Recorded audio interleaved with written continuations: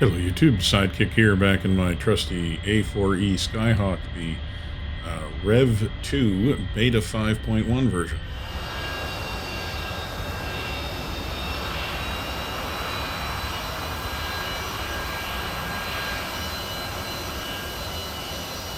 And we're just taxiing out of the parking spot here at Cavaletti. I'm going to go out to the range north of town here and do a little bit of bombing today, so we can take a look at how the bombing computer works. It's very similar to the earlier beta releases, but it's worth reviewing again if you haven't tried it before.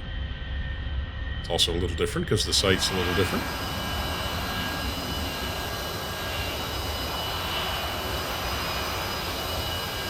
Not huge changes, but worth taking a look at. As you can see today, we're sporting the Electric Voodoo paint scheme, which I really enjoy. The A4 has never been flown by the Royal Canadian Air Force, but you know, a guy can dream. All right, just take a quick check here before we take off. We're going to want flaps at about half, and important to get that trim set fairly far back, something like a 6. And I think we're probably ready to go. Gotta love that engine sound. So one thing in the A4 that was changed a couple of beta releases ago is there now is nose wheel steering that you can enable. You have to throw a switch or press a button to enable it. The differential brakes always work. I would not recommend trying to steer this aircraft down the runway on a takeoff roll with the nose wheel steering. I think you want to use the differential brakes. Similarly, when you land and you're coming to a stop, I would not enable nose wheel steering until you're just about finished rolling out. All right, so we're took off, gears up, flaps are up. Amazingly, in the A4, you can tell that just by listening.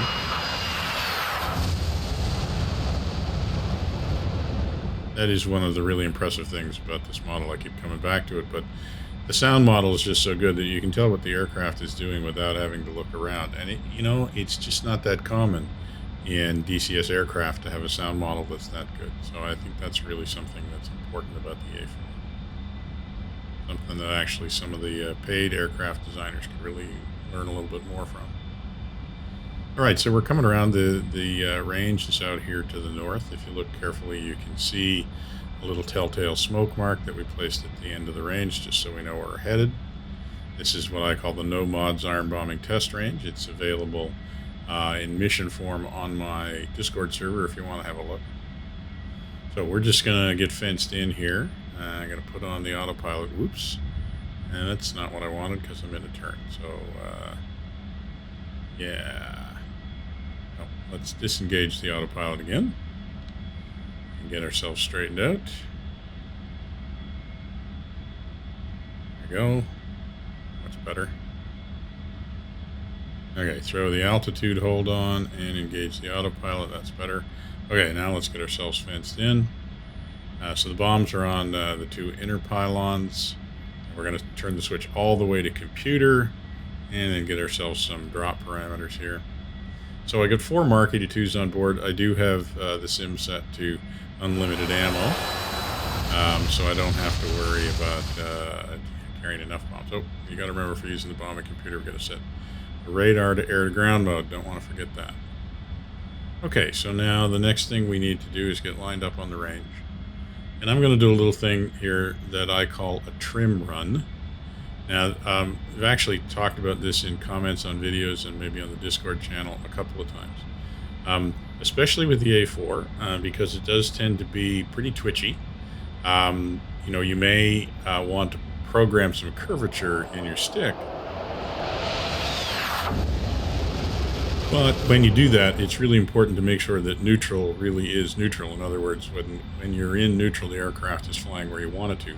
This is especially true when you start doing diving attacks. If you're fighting the aircraft in the dive and you have curvature programmed, it's going to make it that much harder. So during the trim run, I basically put it in a shallow dive, put it up to full power, and then I just adjusted the nose there until it wasn't climbing or diving. So the aircraft's not fighting me when it's in a dive at at reasonably high speed. And then that gives me some confidence that when I actually drop into a dive, I'm not going to be forcing the stick to keep the nose where I want it. It's basically going to go where it's going. So another little trick that we'll talk about here in a minute that's really important to remember on the A4, if you haven't been here in a while, is that the axis of rotation, the point on the screen that the aircraft rotates around, is not the center of the sight. It's actually 3 degrees or 54 mils above the center of the sight, which makes it equivalent to that top ring that you can see on my screen now. So I like to adjust my screen so that I can see that whole ring on my HUD, because the top of that circle is actually what I rotate around, and you'll see that that's really important when you're diving in and rolling out. If you're looking at the middle of the screen, you're going to have trouble getting lined up. I think that's one of the things that a lot of people have a real hard time with. I know I did early on. I was working on the A4, is you think you're rotating around the center of your sight, but you're not. When you get used to the fact that you're rotating around the top of the ring, it just makes it a whole lot easier to roll out and get lined up in your dive. Okay, we're coming around. We're going to use the big circle on the left-hand side. This is going to be a reasonably shallow dive, not too steep. Back a little ways, and we're also going to follow the dive all the way down. We're going to try and make this pretty accurate, so we're going to drop fairly low. The one thing of the bombing computer is it really does let you drop higher if you want to. Do another run to show that, but this one will be a fairly low drop. So you roll the lift vector onto the target, pull it up, and now watch, I'm going to try and put the ring about on the target. And you see the airplane rotates around the top of the ring, and now I just got to get the ladder lined up. I'm going to let the nose drift up, a little left, pickle, and I'm not moving, and I drop. And I think we dropped at around 2,000 feet that time, and pretty good drop. So we were a little bit to the left. Sorry, we're a little bit to the right, so not very well lined up for all that, but not bad. And partly because we dropped so low, it's still a pretty accurate drop. But dropping at 2,000 feet when there's any opposition in the target area is not going to be very good for your health. So let's go and see if we can do a run where we can exploit the bombing computer a little bit more and try and drop a little higher here. So we're going to have to get up right up underneath the clouds.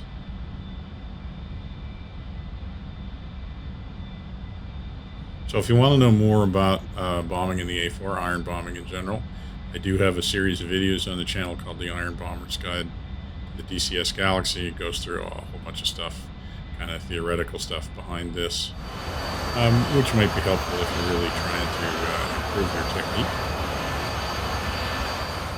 Or you can just follow along here and try to do as I do. With the bombing computer, takes a lot of the guesswork out of bombing in the A4. If you try to go full manual, then you're definitely going to want to practice a little bit. So you notice in that dive, I really was just quiet on the stick. Once I pickled, I wasn't pulling up strongly. I was just letting the aircraft finish its dive. Oops, get down here so I can see the target. And that's really the trick with depositing the bombs accurately, is not to be yanking on the stick. Very gentle movements of the stick, and then pick an aim off point. Just let the jet fly towards it. The bombs will come off when it's time. Don't try and rush them off. Okay, pulling back on the power. Going to put the speed brakes out this time too, because we're diving a little steeper. Want to give myself lots of time. It's the same thing. I'm going to move the ring up to the target. I'm going to start rolling out, try and get the ring just a little below the target this time. That's okay. The ladder lined up. Now I'm going to pickle, pull up, pick an aim off mark, and I'm just basically going to fly towards it. And then we're going to pull out.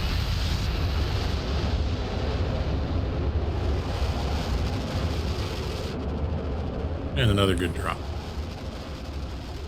And that time we pulled out something over 3,000 feet, I think. So maybe even close to 4,000. So quite a bit more survivable altitude. Steeper dive angle usually helps when you're worried about AAA as well. So bombing computer makes that imminently doable. But again, the real trick to being accurate is just not to rush the airplane. Let the airplane fly fly itself, let the bombs come off when they want to. Now, we'll actually, why don't we actually do something a little different on this next pass? We'll do a loft bombing, where we actually are going to try and throw the bombs a little far ahead of the airplane. Now, the only thing about this is that it can be hard to achieve the same kind of accuracy because it puts a real premium on keeping the nose straight when you do this. But let's go see what we can do. So we'll stay at a slightly lower altitude. We'll go a little bit farther south here, a little bit farther from the target. And this time we're going to dive down, we're going to pickle on the target, and then we're going to pull up. Not hugely, but we are going to pull up, and then that's going to essentially throw the bombs ahead of the aircraft. The advantage of that is it's going to give us a little bit more standoff. We'll be able to break away from the target long before we fly over it, which again is good for survivability, and especially there's a lot of AAA right at the target. So we're just coming around. You see we're a little bit farther south, a little bit lower this time, just a little bit. Same thing, we're pulling back on the power, slowly rolling around. Rolling is not going to be any different. Same thing. Maybe it's just it's not as quite as dramatic as the last one, but we're just going to roll the lift vector over to the target. We're going to pull up. We're going to get that so that we roll the ring out on the target. Put up to the target. When we're lined up, we're going to pull up so we can get the pipper on the target, and then we're going to add power and lift the nose after we pickle. And the bombs are going to come off, and as you can see, we're braking long before we're over the target. It actually takes quite a while for the bombs to arrive, but as you can see, we end up dropping a little bit to the right. Just really hard to keep the wings level enough to keep the same kind of accuracy as you do when you do a regular dive bomb. But if you got a lot of AAA in the target, it may very well be worth doing it that way. Particularly useful if you're flying with rock eyes or that sort of thing, where you have a bit larger area of effect. Okay, so the only other system I wanted to go over today, that's the bombing computer. Did it 3 ways. Let me just put the autopilot back on. Now we're going to use something, we're going to take a look at the TACAN and the ILS system. So I'm going to set the TACAN to channel 31, and I'm going to set it to transmit received. So that's Senaki. Yep, and just turn up the volume long enough to hear it. Okay, and then I'm also going to go pick up, the kneeboard now has very handy ILS data, and you can see that Senaki is channel 5. And so we're going to go back here to this panel, which is actually the MCL panel. We're going to set it to channel 5. We're going to flip the bit switch just once. Okay, now we can take it out of autopilot. So this system works with civilian ILS. It's not actually an ILS system. The developers have just allowed it to work with ILS. It's actually designed to work with MCL stands for manual carrier landing. So this is essentially an ILS system for carrier landings, and that's what it was designed for back in the 60s when it was designed. But like I said, the developers, the A-4E, have allowed it to work with civilian ILS, which is kind of nice. So now we're working out our approach to Senaki. Here you can see I'm flying directly at Senaki. If you look at the TACAN on the BDHI there. BDHI is that thing below the artificial horizon, the double arrow. Now, I don't actually want to fly directly at Senaki, though, because then I'll fly right over the field. I know that the runway at Senaki is 09, so I really want to actually put Senaki off my right wingtip and come at it. Sorry, the runway's that I'm going to be landing on is, 09. So I want it to be to the east of me. And then when I'm basically due east of the field, then I want to turn in. So I'm turning north, maybe west of north.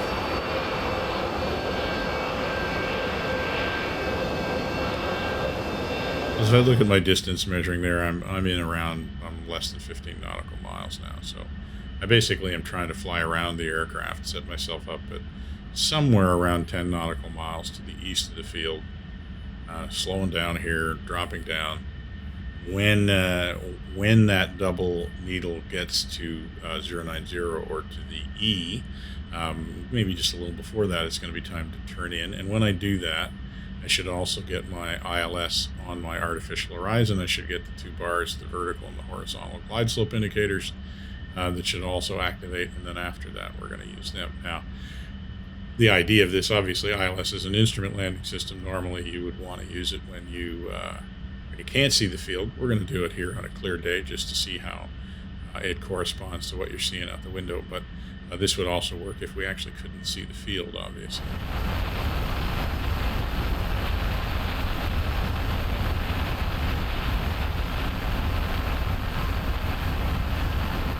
Okay, we're coming up on about what's that, about 70 degrees, so I'm going to start turning in a little so I don't have to make quite as hard a turn when the time comes. Just coming around slowly here. It's a beautiful day here in the Caucasus. That's what the Caucasus look like in May, by the way. A little bit greener than the high summer. Often you see them in June because that's kind of the default. Okay, so we're starting to turn in here because we're almost on the 090 radial.